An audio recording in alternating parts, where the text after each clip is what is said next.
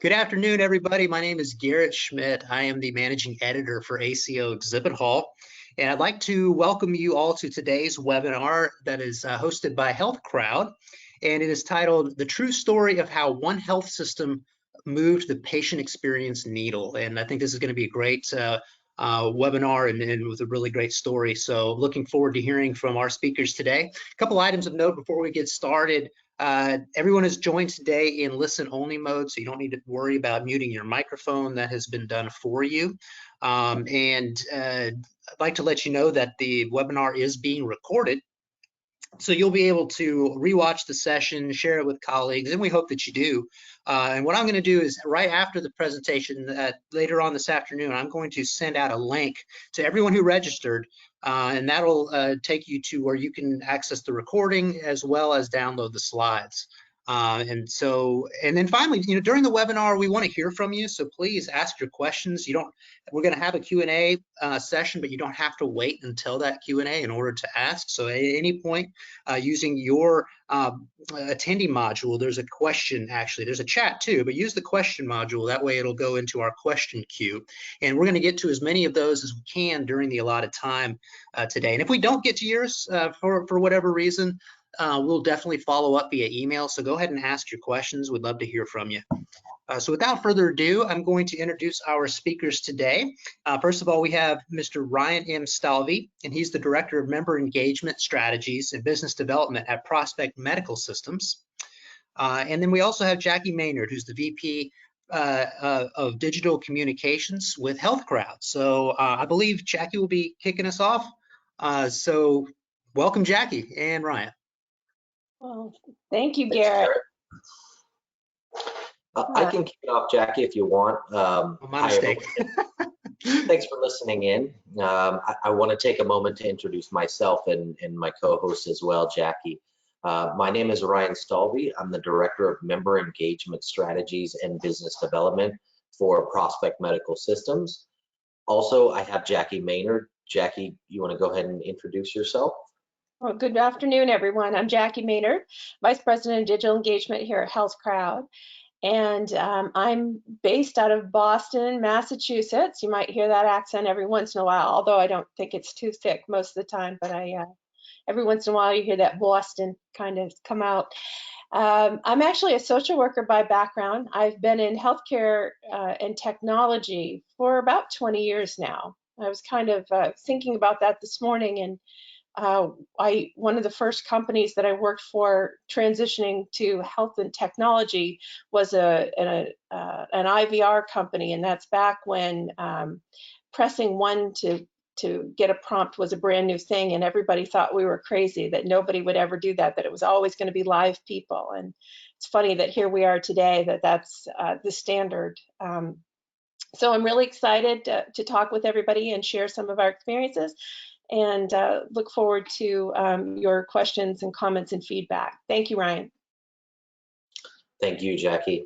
So I want to talk about, in my role with Prospect Medical Systems, some of the focus is on improving our patient's experience, improving overall measurement scores that determine that patient's experience, and really finding ways to engage our patients or members in the most meaningful and impactful ways.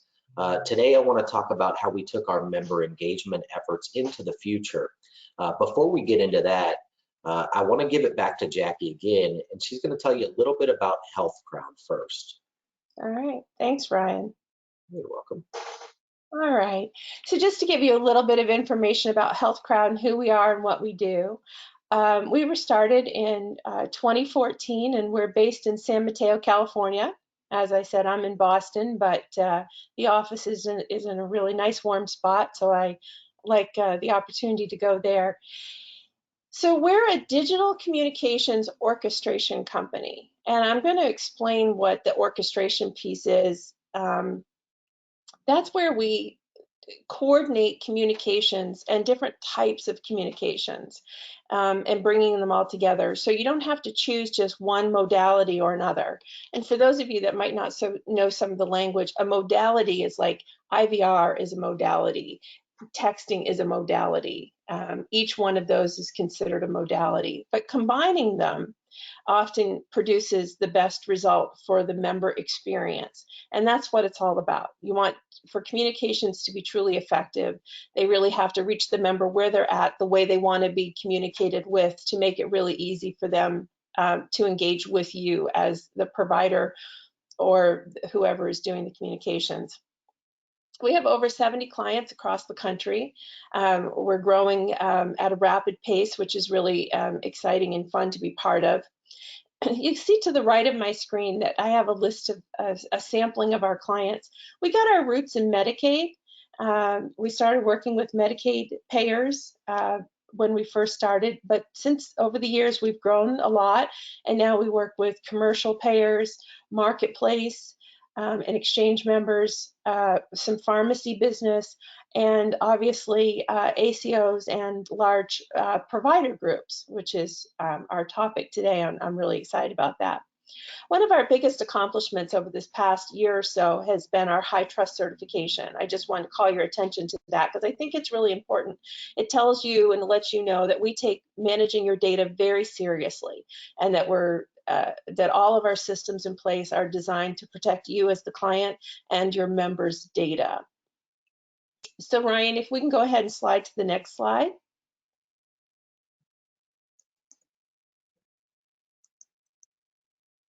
Thanks. All right, so here's our core services. First is the digital platform, and that's really simply the tool that delivers the communication, and that includes texting, emails, IVR, which are the auto calls or robocalls. We have a chat bot and nanosites, and a lot of people don't know what a nanosite or a microsite is.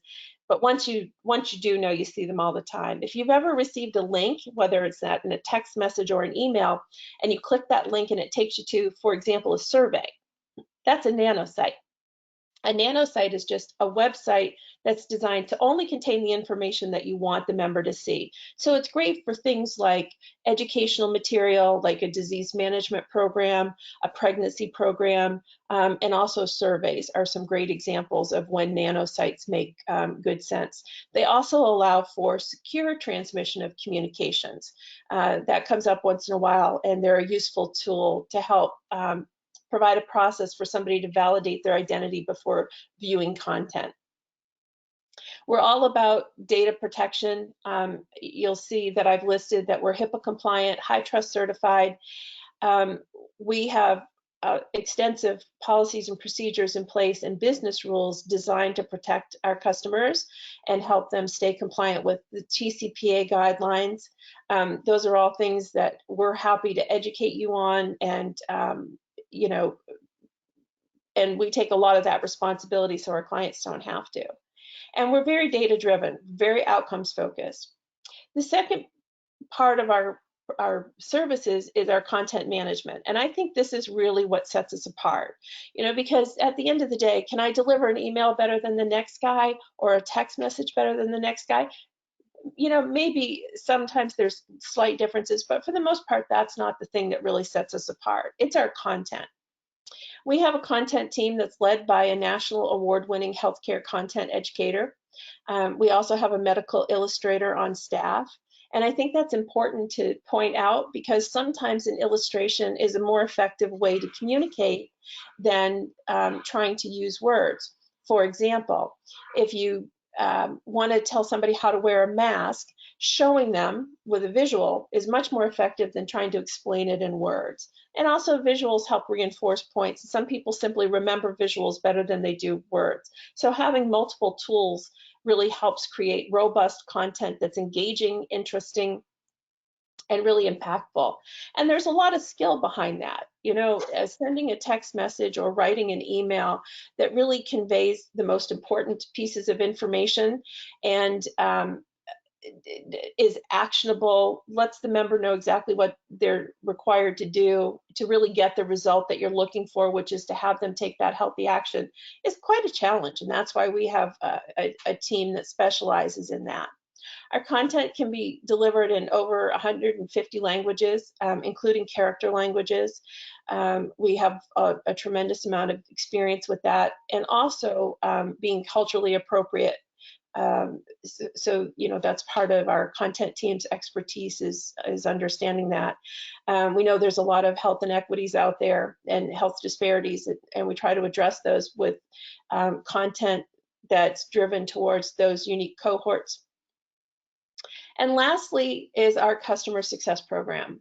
And I never want to shorten how the importance of having a project manager that backs our entire program. Our customer success team begins with the client and stays with them all through their implementation, managing their business throughout the life of the relationship, and the monthly reporting that we do, or weekly reporting, depending on the customer's needs.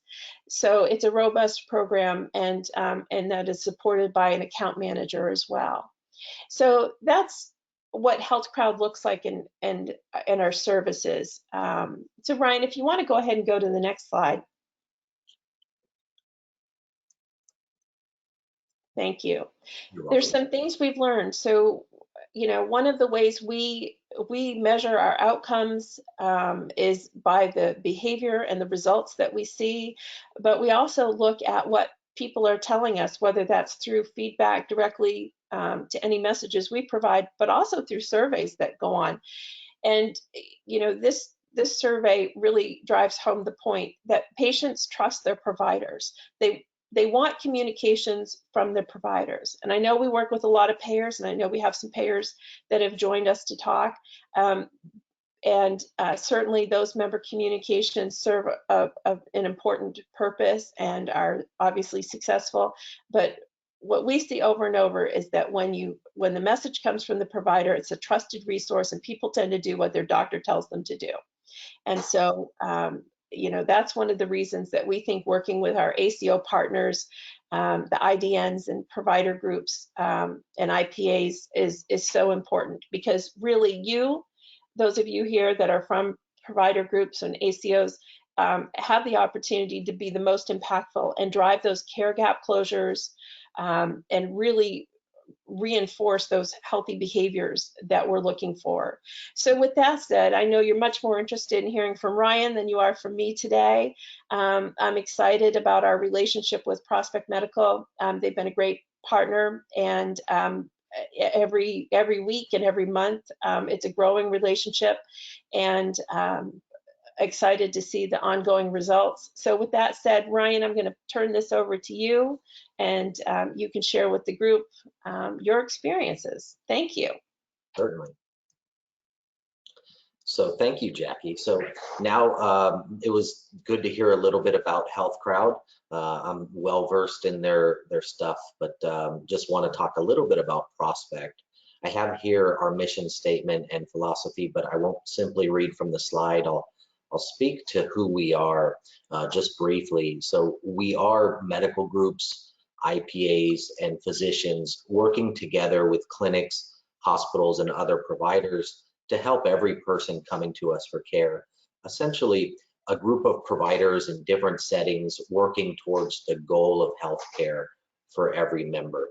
But that's not it. So we also provide management services as well to other IPAs, other owned IPAs, ACOs, as well as other healthcare organizations. So we have solutions for coordinated care delivery. We have experience with all insurance products. We have a full suite of services, from contracting to credentialing, RAF optimization, and claims, customer service too, network development, and more. The list goes on and on. So if you're interested in learning a little bit more about that for your organization, you can certainly reach out to me. I will have my contact information at the end of the presentation. If anyone wants to reach out to discuss any of these services, I can certainly help with that. Jumping on to slide 7 here. So just a little bit more about us before we jump into the patient experience portion. A little bit about our values. So Prospect Medical Systems, Prospect was founded over 25 years ago. We currently have over 28 owned or managed independent physician associations throughout 6 states. We're currently coordinating the care for over 600,000 members across various networks, including cultural and language-based networks. We've also earned the Standards of Excellence Elite Status Award from America's Physician Groups. I think it's 9 years running now. So just to pat ourselves on the back, just to showcase the size and how many communications that we send out, just managing over 600,000 lives. I mean, that's a lot. And the populations are diverse in lines of business, in areas, and in language as well.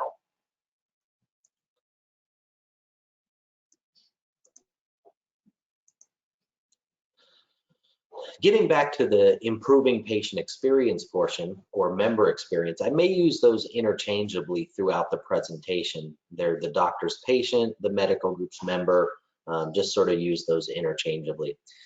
Patient experience is largely defined as the sum of all interactions shaped by an organization's culture that influence patient perceptions across the continuum of care, sort of the official definition. Where we focus is how we're specifically measured. So there are some health plans that measure group level specific. So we know exactly how our group or our networks are doing as they relate to CAHPS surveys or the results. And that's what we focus on, helping our health plan partners achieve better CAHPS as well. The CAHPS, it's an acronym. It stands for Consumer Assessment of Healthcare Providers and Systems. Many of you may know about it. It's a survey tool used to gauge a patient's experience. So CAHPS are the surveys that measure that patient's experience, asking very pointed questions about their journey through the healthcare continuum. The CAHPS, so ACOs have these, hospitals have these, those are called HCAHPS. And Medicare Advantage prescription drug plans have these as well. They have CAHPS. And this is how Medicare Advantage plans gain some of their star rating. So recently, the Centers for Medicare and Medicaid Services sort of moved the goalposts on how important patients' experience is when they roll up into that health plan star rating, increasing the weight of patient experience measures significantly. So many of you may know that the CAHPS, the weight of the CAHPS scoring has jumped considerably over this last year going into next year. I think the weight of patient experience in the MAPD CAHPS jumped significantly recently, I think going from around 17 to well over 30% of a health plan star rating. That, coupled with a couple other ways that those health plans are measured, really make patient experience one of the most important things to focus on going into 2022. Some health plans have even redesigned their financial incentives with a focus on experience within the performance category for provider groups. And Prospect, we want to help our health plan partners earn higher star ratings by engaging members, improving their experience, and improving clinical outcomes as well. It's, you know, we want to focus on the members' health. So, but much of the work we do is an attempt to better that score received by health plans. They're administered CAHPS scores as well.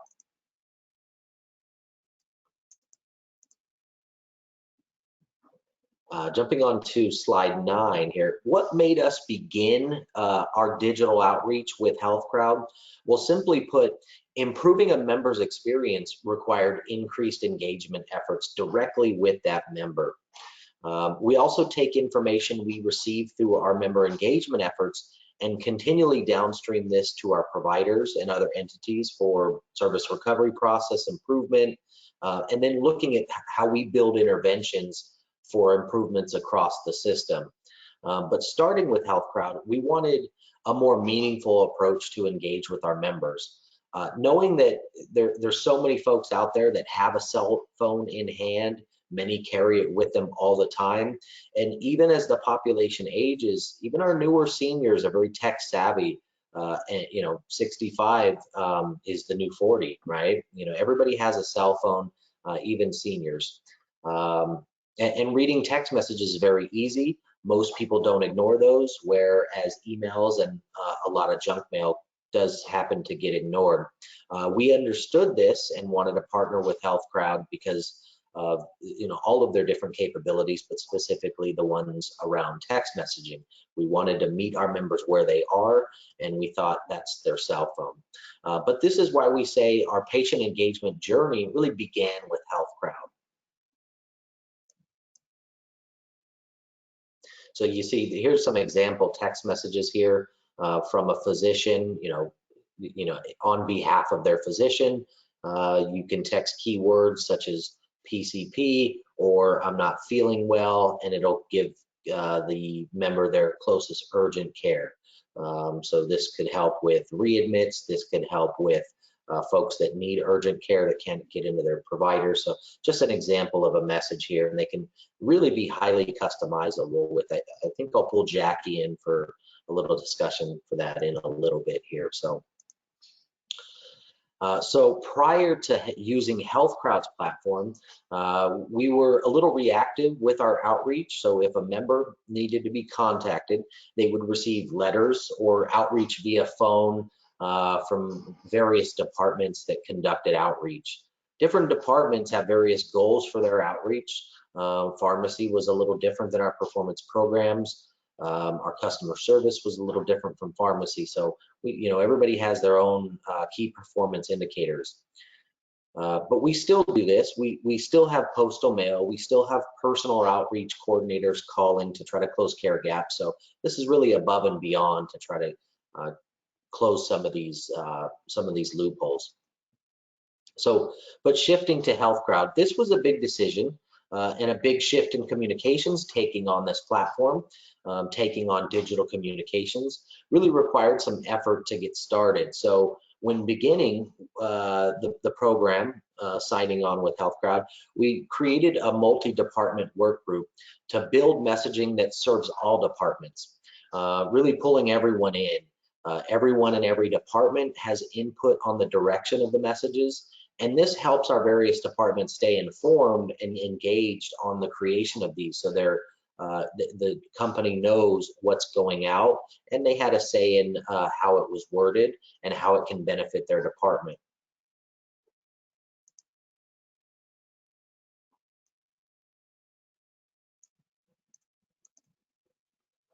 So we have an interactive slide here just to break the pace here, a little polling question. I think Garrett will be implementing a poll. Yep, this should be up. Perfect. We'll give folks just a minute here.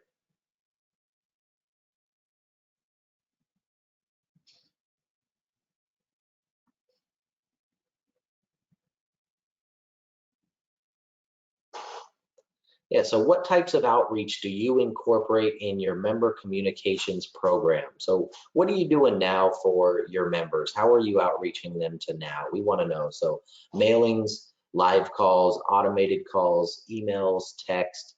I think we're doing just about all of those.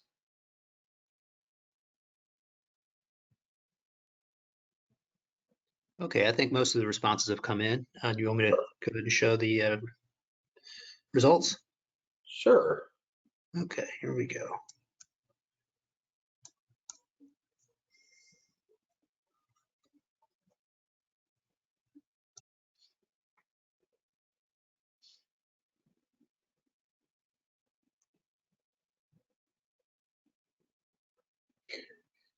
Ryan, are you able to see that slide that I'm shows the not. results? Okay. Can you still? Sure, I can read that off for you. So it looks like physical mailings was 82%. Live calls was 64%. Automated calls 55%. And that's the same with email and text. Those were both also 55%.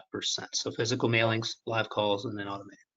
Yeah, it's no doubt that mailings are the flagship. It's kind of what everybody goes by when trying to get a hold of folks, especially when approving referrals. We still send out hard copy postal mails. It is beneficial to try to diversify and get into text. So we can move on. So thanks everybody for participating in that poll.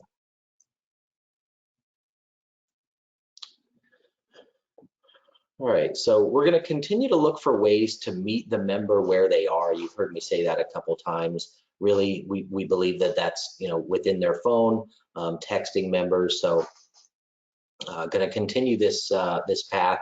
And given prospect medical group size, I mentioned, and regional influence, I mentioned we're in multiple states, a dominant market in Southern California.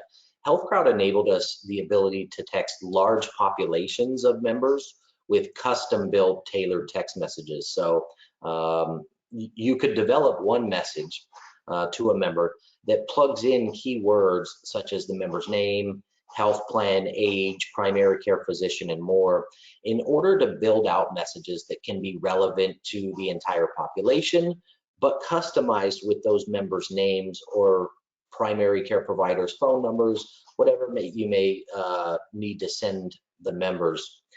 It could be customized by line of business or tailored to a specific health-related illness. And the more identifiers you have in there, the more custom it can be. So you really can design one message and roll it out across your population. And as long as your data file is good, it plugs that in for you, and it's sort of a one-click. You send everything to everyone.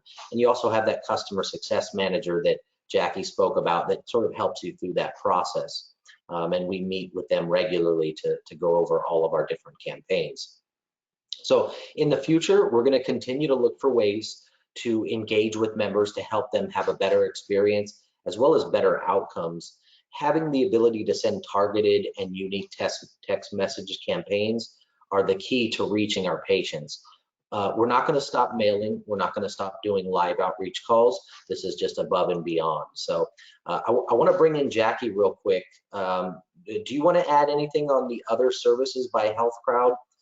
Just briefly talk about, because text isn't all you do, and I want to give you a chance to kind of talk about some of the other things. I know you mentioned them earlier, but you want to highlight a couple of them? Yeah, thanks, Ryan. So, it's always interesting to see that mail still remains the #1 way we communicate when we have years of data showing how it's not particularly effective, and it's expensive. But healthcare has not caught up with technology. So, more and more people regularly move to digital. We text and we email. Very few people actually mail a letter to another person these days. I mean, all communication has gone towards technology. And so, and one of the things that we'll be working with Prospect on as we grow in our relationship and as they roll out their communication strategy is including those other modalities. Texting is by far the most successful. That is the reality of all of our analysis of the different modalities. Texting is by far the most successful. I would say IVR calls are second to that, and probably email would be the last in terms of effectiveness. But it depends on what you're trying to communicate too. If somebody is expecting an email with documents from you or lengthy communication, email is a great way to connect with that individual. But sometimes a call is the most appropriate one. And sometimes a live call, like Prospect is doing, is absolutely the best way. If there's certain information that needs to be discussed with the member, a live call can be the most appropriate. But bringing those together and using the right modality for the right type of communication is what's going to be most cost effective, but also most effective and most engaging with the member. I know personally, I don't answer phone numbers I don't recognize. And sometimes that even includes my provider's messages. But I look at my text messages, and I think that's what the data has shown, is that that's pretty common. So when you're thinking about your overall strategy and how you're working with your members and how you're engaging them, it's really important to think about which modality is going to be the most effective to reach that member, and keeping in mind what member preferences really are. So I appreciate the opportunity to add to that, Ryan, and I know we're looking forward to our growing strategy with you folks as we start increasing and the use of more modalities over time. Absolutely. Thanks for sharing, Jackie. So now we're getting into some specifics. You've heard me say we're sending out text messages, but what are we sending out, and what text messages are we sending out? What is typically texted to our members or patients? So we have a list of some of our campaigns that we're engaging our members with. This is sort of an example here of one of them, attempting to schedule an annual wellness visit for myself. Now, I'm not Medicare aged, so this is only an example. But we started with welcoming the members to our new texting feature. This was a big deal when we first wanted to roll out. We didn't want to just start randomly sending clinical stuff to members, so we wanted them to sort of engage back with us and know that we have this new platform. This was our beginner stage, our planning stage, if you will. Sending welcome messages was very easy to decide on as a group. But we did quickly pivot to more meaningful results-based engagements. So looking at what each department had in mind for their messaging goals, this helped us identify where our messages should focus. We started these because many of the next campaigns are part of key performance indicators for some departments. Some are goals of the departments, and some are compliance goals as well. And some are even tied to financial incentives from health plans. Many clinical care gaps or STAR measures are paid incentives, so we definitely want to make sure we have those and close those care gaps for members that need them. So we have text messages reminding members about medications to take, so helping with medication adherence. We have reminders for some of the members of the importance of their statin medication. So if they've not picked up their statin medication from the pharmacy and we have data on that, we send reminders letting them know that, of the importance of it. So some of it is health education, and some of it does have a call to action where they can engage, text back, get their pharmacy's number where they picked it up last, call it, right? So some of it does have call to actions. Some of the other text going out, we have annual wellness visit scheduling. This can help with a member's Medicare approved annual wellness visit. Helping members to schedule their annual wellness visits, very important for managing chronic conditions with patients. If a member hasn't been seen, that's a little hard to do. We also have several cancer screening reminders going to eligible populations. Initially in our welcome message, we included information about where to find the COVID vaccine. So if we helped any member get the COVID vaccine and they benefited from that, it's a great soft benefit. And every member received the link on where to receive the vaccine. So there was a very big push. There's something called COVID going on. I'm not sure if you've heard of it, but we definitely want to keep our members engaged. And we're going to continue to do that as booster shots are approved for some populations. We're already looking at how can we get that to members. But the flu didn't go away either. So we're also gearing up to text our members about flu shots, flu shot clinics, and where to access that.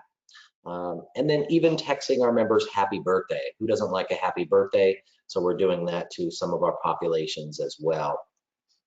So those are just a couple of our current text campaigns underway, not all of them, but some of the most important ones.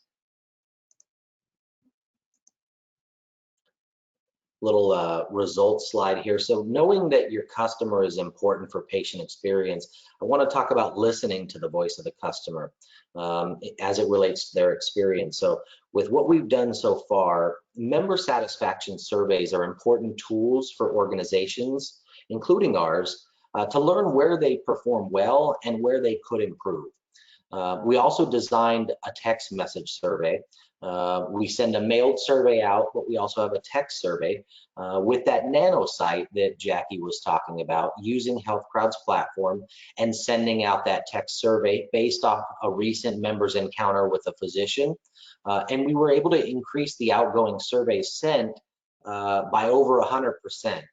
Now that's just because we had that number that we wanted to double our capacity, but with text, it's almost unlimited, right? There is cost structures that you have to take into account when you're mailing surveys. Once you start to text these, it becomes less relevant, and really you want more data. So an increase in a response rate just added more data to the pool of results that we receive on our surveys. Increasing the accuracy of those results, you want to have enough data for each provider, each line of business, or each IPA to be directionally accurate or statistically significant. And we have a lot of different contracted providers offices. So having more return surveys, we're able to bring that data into practices. So with an increased number of surveys returned, we're able to be a little bit more granular in our approach with our network physician offices. This helps to educate the providers, helps to educate their office staff when there's some positives, also if there's a deficiency in key performance areas. Also, service recovery. So having more information on a patient's satisfaction or dissatisfaction helps us with an expanded service recovery process. Having positive comments, but also negative comments, this gives you the ability to outreach to members and help them with any pain points they're dealing with. If they're having trouble scheduling an appointment and they put that on their survey, the comments section, if you have a process in place that you can follow up with that member, you're going to create a more positive experience. Now, I say that maybe they didn't have a easy time scheduling an appointment, but it could also be something else, and having the foresight to sort of chase those down and recover that service, very important for patient experience scores.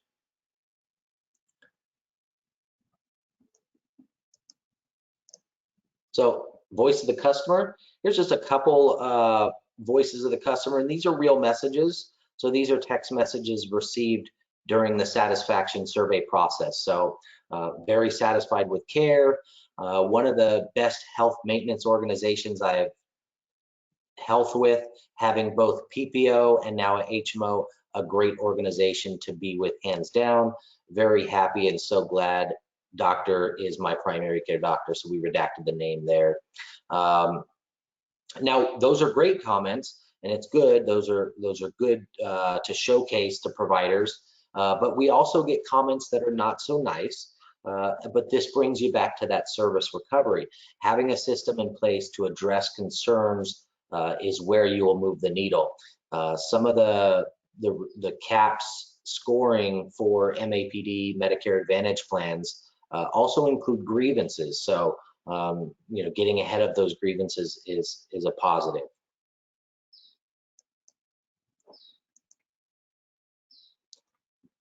So another quick result slide for our medication adherence reminders. We believe this program has allowed us to reach individuals that are still working during the day and can't easily take phone calls while working. I mentioned that we had folks still mailing letters and calling and following up on these things, but for some of our commercial populations, members are still working during the day. So sending reminders for them to pick up their medication and even sending their preferred pharmacy's phone number can help those members in this outreach.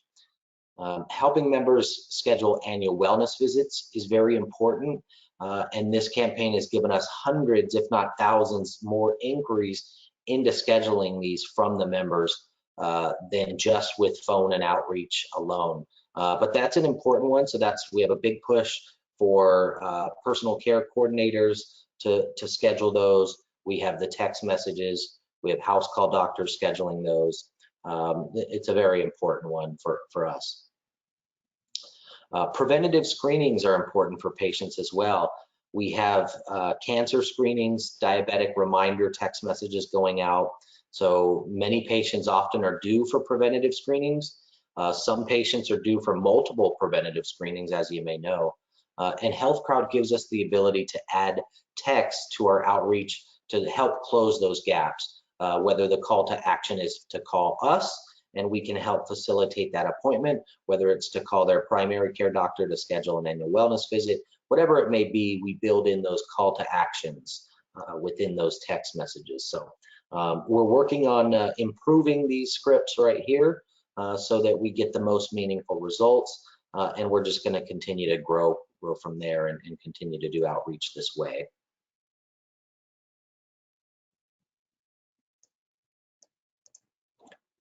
So moving forward, Prospect will continue to advance and grow in our methods of communication to our members and patients.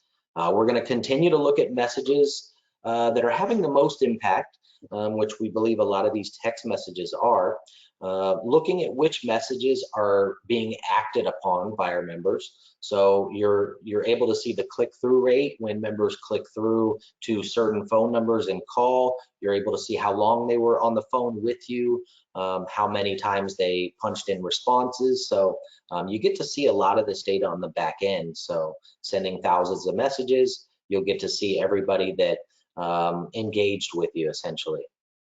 So we're going to continue to use the data we receive on these messages, return rates, engagement rates with these text messages in order to improve some of those key metrics I mentioned earlier.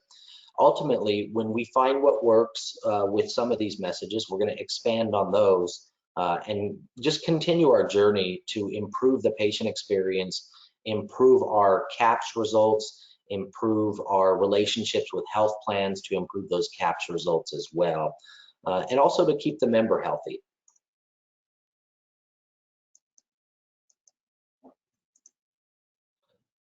So that really brings us to the end of the presentation on our patient experience efforts.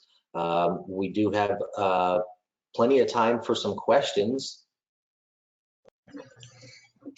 All right. Well, great. Well, Ryan, that was wonderful and very insightful. Jackie, same. Thank you. Yes, we do have a number of questions that came in, and so we'll get to as many of these as we can. I think we have some time here. So in no particular order, and go ahead and, by the way, go ahead and ask your questions. Even if we're running out of time, please go ahead and submit it. We'll make sure to get back to you via email if we're not able to do it. Okay, first question is, what made you start with those particular campaigns, and how did you prioritize them? So the campaigns, when we first started, we didn't, this was all new to us. So we didn't have any one particular campaign in mind. And that was what we did with the work group. So we pulled in folks from our pharmacy team, folks from our executive team, and also folks from, various departments, put a work group together so that we can find out what's important for us. Now, we started with that welcome message. We thought that was important, but that was sort of our quick win, our easy win. But then once we determined, what are we really going to focus on? I think each department played a role in making their campaigns come to life. So most of the scripts that we started with or decided to go with came to us by department head saying, hey, I need help closing my care gaps. So let's design some messaging for that. So our health educators want to get the flu shot reminders to our members. So that's an actual CAPS question as well. Did your provider ask if you got the flu shot? So knowing that a lot of these text messages that we're sending are key performance indicators for some of these departments, especially the annual wellness visit one, that has the ability to manage a patient's chronic conditions, coordinate their care if there's conditions that need to be sent to the primary care or specialist, right? So really our priority was to help our KPIs as well as help the member become healthier. Great. And we'll just kind of move through these because we actually do have a lot of questions that came in. Okay. Next is, were there any surprises that came up? There was surprises. I mentioned this was all new to us. We hadn't done this before, so we didn't know what to expect. And Health Crowd was gracious in sort of helping us along. There was a learning curve putting those scripts together, figuring out, what do our responses need to be? What do we do with the data? So there was some certain surprises, but that's where that work group came in to really helped us, right? So we had a lot of experts in their own departments, and we did have to pull in compliance on this as well, right? So we wanted some business rules laid out. So there were some surprises, some setbacks, but Health Crowd helped us through those, and we did pretty well with that. Great. Okay, next question is, can you please elaborate on the militia department work group that Prospect has created to combine the consumer outreach process? I'm curious to know what are the pitfalls you faced and changes that you have brought in. Yeah, so I'll elaborate on that. I think I touched on it a couple times. So the member experience, or the you know, we call it our biweekly digital communications planning meeting, and it really is important to get everybody involved, especially in a company of our size. Right, some of our departments are over 100 people. So with, you know, I mentioned we manage over 600,000 lives, or do the care coordination for them. So pulling in all these departments was really important. Although I manage the texting program, I don't think I'm the right person to come up with every script for each department. So very important to pull together all of these folks, even if they're not speaking at every meeting. You want everybody to know what messages are going out to members. Some of the pitfalls of that, maybe not having enough meetings, right? So very early on, I think they were bi-weekly, but I think we needed to have those weekly when we were just developing these. And then really pinning down time with those same folks that are developing the script to really finalize it, because once you have the idea, you got to put it on paper and put some of the options of the members and, you know, what they can engage with, right? So if your message is saying, hey, you know, you haven't made an appointment with your primary care doctor in over a year, click here for their number. If you have those right data points and sort of well thought out message, it'll be a good campaign script. So pitfalls, just bringing everybody together, not soon enough. Great. Next question is actually probably aimed at Jackie here. Is Health Crowd solely consultative, or do you also provide support services such as call centers for client providers? So we provide all the services, but we do not have live agents, or nor do we do physical mailings. Now, when we've had a need for those, if our client wants us to be the aggregator of all of that, we have partnered with another company to do those for us. So if you did need live callers for something, we do have a company that we partner with for when that comes up. But we tend to focus on just the digital communications, so that automation of that IVR call, so that doesn't require a live person. That's a recorded voice that can be very interactive. I don't know if you've ever had the experience of working with an IVR that can actually respond to your questions, ask you questions, and take your answer and move to the next step. And identify what your need is. That's all within the capability. And we do the texting. We have the platform. So we write the content, and we actually deliver that content as well. So I hope that answers that question. Yeah, very cool. And I'll at the end of this, I'll show you how you can find out more about both of these organizations. Next question, and we have time for a couple more here. How has the pandemic affected patient outreach, and has there been any shifts in patient modality preferences? So I can tell you from an overall book of business, we've seen an even higher rate with texting. That is becoming consistently more popular, and I think the results that we see from our texting versus our other modalities show that we're actually getting the best results with texting. So I think during the pandemic, what we noticed was, you know, we were prepared for that lull in business that everybody was experiencing. And in fact, we actually had an increase in new business because it became even more critical to connect with people. You know, even having telehealth available, you still have to communicate with your members to let them know telehealth is available and how to schedule an appointment. And so we saw a greater increase in our business. And I would say texting and IVR calls still remain the top two modalities. And I think we see a little bit more email and IVR on the 65 plus population. So it tends to be a little bit heavier in the Medicare. So Ryan, I don't know if you want to add to that, how the pandemic influenced or impacted your decisions.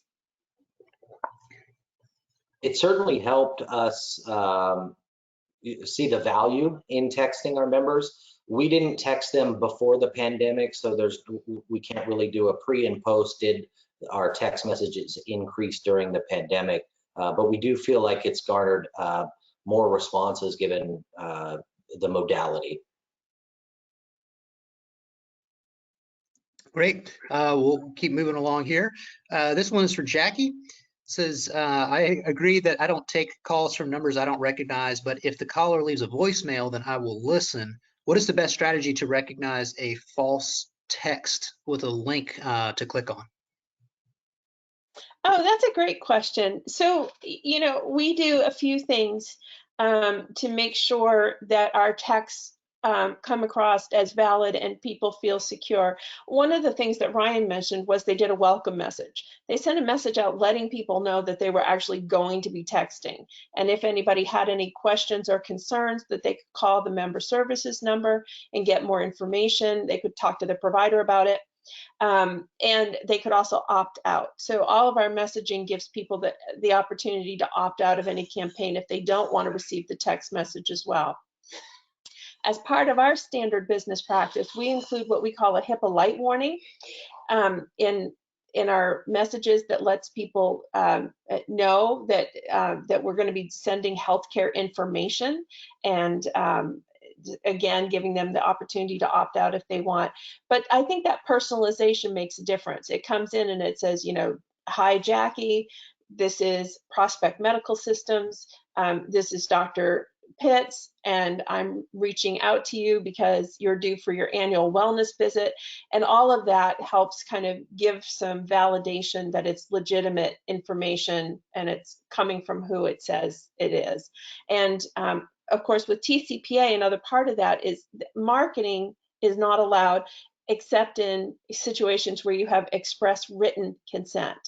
So, for example, we wouldn't send a message out. Prospect would not be sending messages out encouraging people to buy vitamins. That would be outside of the scope of what they do.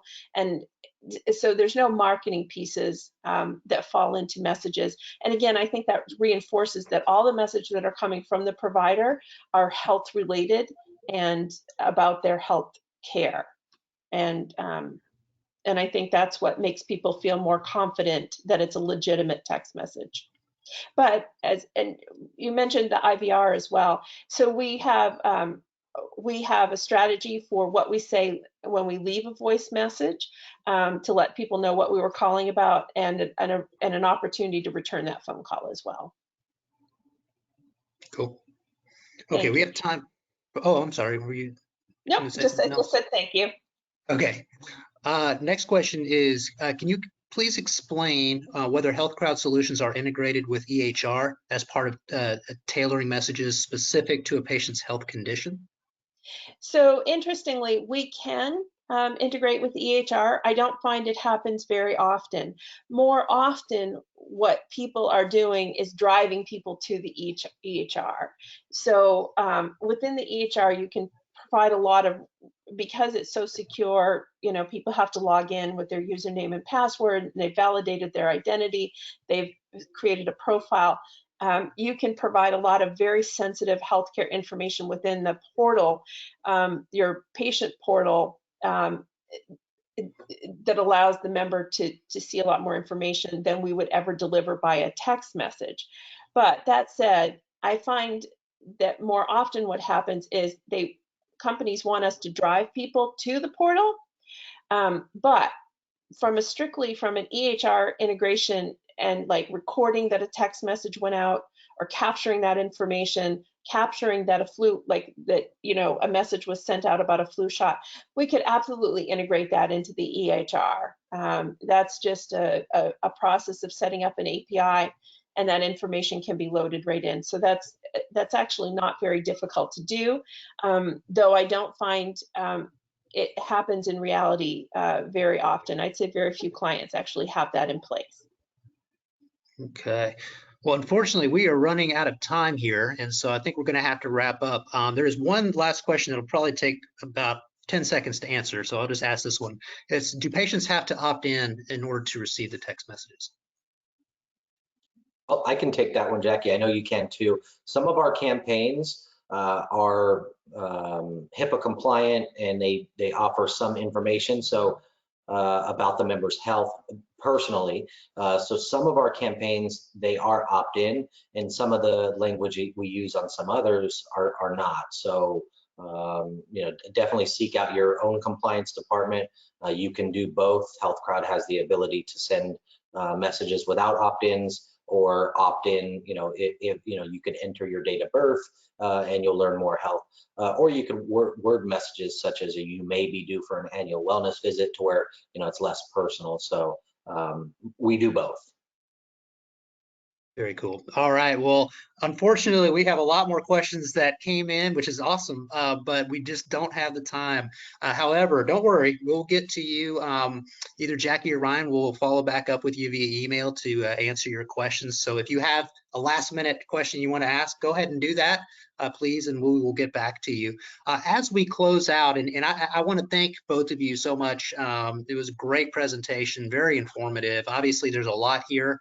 A lot going on right now. This is a very important way to increase patient outreach. And so very good, guys. Thank you so much. As we close out, I would like to encourage you all to visit the HealthCrowd booth on ACO Exhibit Hall. And Ryan, could you put that? There we go. You'll see on your slide here, if you go to the ACOExhibitHall.com, you will see the HealthCrowd has a booth there, and you can learn more about their company there and interact with them. There's a lot of tools and things to engage with them. And then finally, I wanted to let you know, if you would like to talk to or engage with either of our speakers or reach out to them, you can personally reach out. Ryan, if you want to put that last slide, there we go. You'll see their contact information up here. And I would encourage you definitely to do that. Or you can reach out to me too if you have just a general question or would like to be put in touch.